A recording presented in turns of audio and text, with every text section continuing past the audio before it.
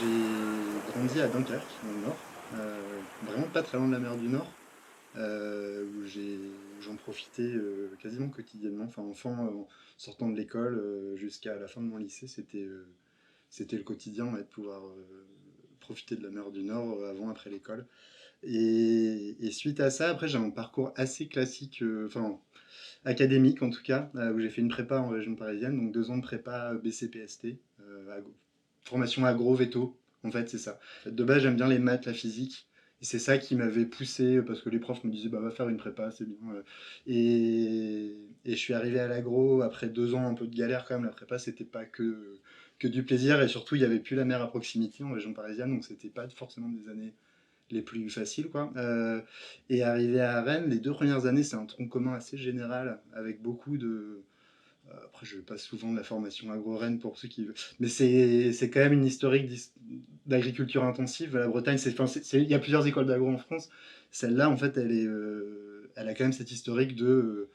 On vous apprend à faire grossir des cochons le plus vite possible et à faire cracher du blé dans les champs, tout ça. Donc au début, je m'y retrouvais pas trop. Je me suis dit, mais pourquoi avoir galéré à ce point-là? Et en fait, une des spécialités, c'est l'halieutique, donc qui est la science des pêches, en fait, enfin, de la gestion des pêches. Et c'est là vraiment que j'ai retrouvé un sens à toutes ces études et un peu à ces années. Bah, maths physique, c'est un peu théorique, c'est un peu hors sol, et vraiment ouais, une vision de ce à quoi je pouvais appliquer tout ce que j'avais appris dans un champ qui me parlait en fait. Voilà, avec le retrouvail de la mer justement. Enfin, et moi j'en ai profité pour faire un stage en météo à l'époque, mais à l'autre bout du monde en Tasmanie, qui est là d'ailleurs dans mon bureau. C'est d'où la carte, c'est la Tasmanie, l'île de l'autre bout du monde, c'est un peu le Finistère des Australiens. Et je suis resté là-bas ensuite 4 ans de plus en postdoc. Enfin voilà, donc ça c'est pour avant d'arriver ici à l'Ifremer. Donc maintenant je travaille en tant que chercheur à Dineco, l'unité dynamique des écosystèmes côtiers, depuis, ça va faire 7 ans, depuis fin 2016.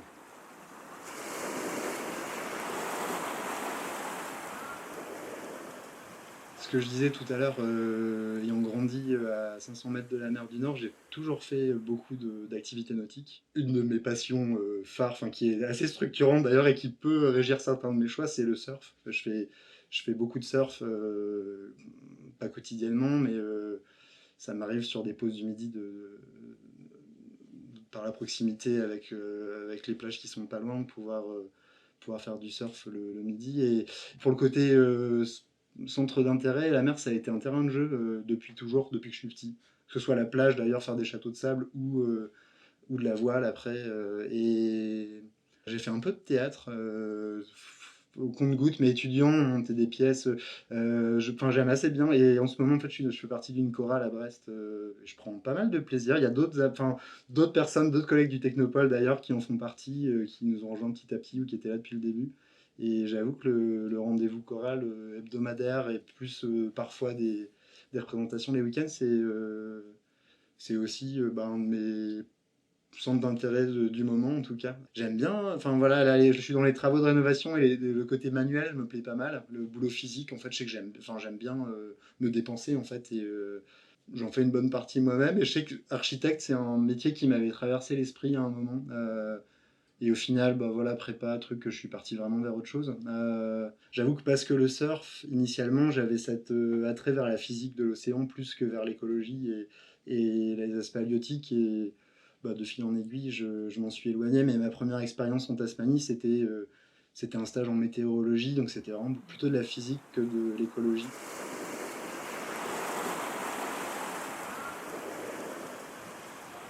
Un des projets sur lequel j'ai travaillé qui reste une empreinte forte de mes motivations en recherche, ça a été mon projet de thèse. Donc j'en parlais tout à l'heure, mais en Tasmanie, en fait, l'objet de mon travail de thèse, c'était en fait, il y a une espèce d'oursin endémique de Sydney, de la région de Sydney, donc du continent australien, qui, en vertu du réchauffement climatique et du réchauffement des eaux, a pu étendre son aire de répartition jusqu'en Tasmanie.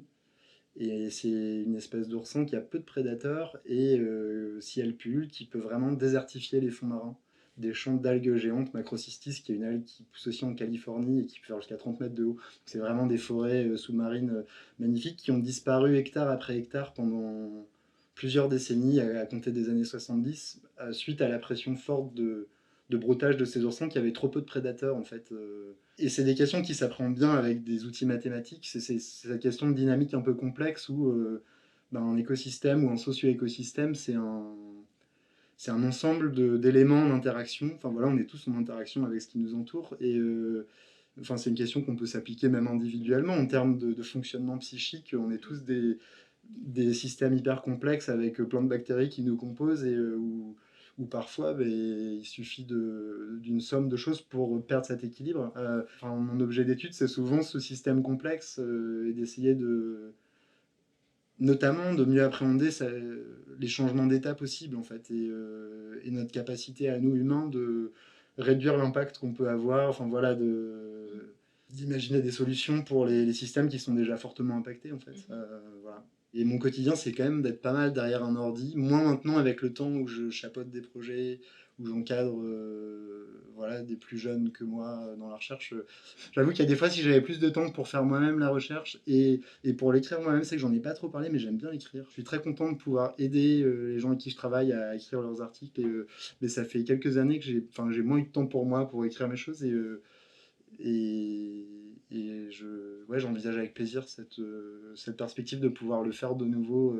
Je plonge, mais c'est un peu du luxe pour moi depuis quelques années. Enfin, du luxe, oui et non, parce que ça me permet de voir ce sur quoi je travaille, mais ça reste de l'ordre d'une sortie ou deux par mois, souvent en rade. Et donc ça, c'est des journées exceptionnelles. Et mine de rien, une part non négligeable, enfin une part trop grande d'emails aussi. Enfin, c'est ce qui. Mais honnêtement, c'est vrai que je m'en sors plus ou moins bien, mais je sais que j'ai un peu une petite bataille du quotidien d'allumer mes emails le plus tard possible, parce que sinon, malheureusement, c'est un côté un peu envahissant, enfin, et qui nuit un peu à la qualité de concentration pour des tâches de fond.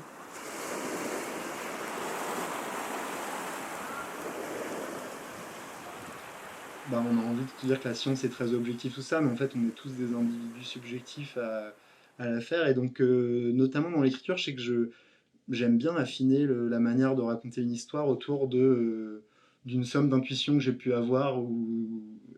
Et je pense que je fais des allers-retours en fait entre des intuitions que je suis et parfois ouais, des envies un peu soudaines, enfin, ou des idées qui me viennent comme ça, enfin, que je suis plus ou moins, et le côté assez formel en fait de la modélisation. Non, mais je pense que enfin, en fait, en termes d'intuition et tout ça, et même d'équilibre, parce que c'est un équilibre entre des aspects formels. Effectivement, il y a l'outil scientifique, là, l'outil mathématique, c'est des outils scientifiques, des protocoles, et ces intuitions qui sont quand même, pour moi, enfin, souvent le moteur quand même de l'envie, en fait, du désir de creuser un truc. Et j'ai déjà entendu, en fait, des doctorants dire, ouais, mais toi, t'es le côté artiste un peu des encadrants. Les autres, heureusement, qui sont là pour... Et c'est vrai que je pense que je l'assume assez, enfin, en tout cas, je le vis très clairement. Je sais que j'ai des phases où je pense que je parlais de phase de doute, tout ça, où c'est moins évident, justement, d'articuler les deux. Et mais c'est comme ça que je fonctionne. Enfin, je sais très bien que c'est comme ça que je fonctionne et je veille un peu à maintenir cet équilibre entre les deux, tant bien que mal, quoi. Ouais. Ouais.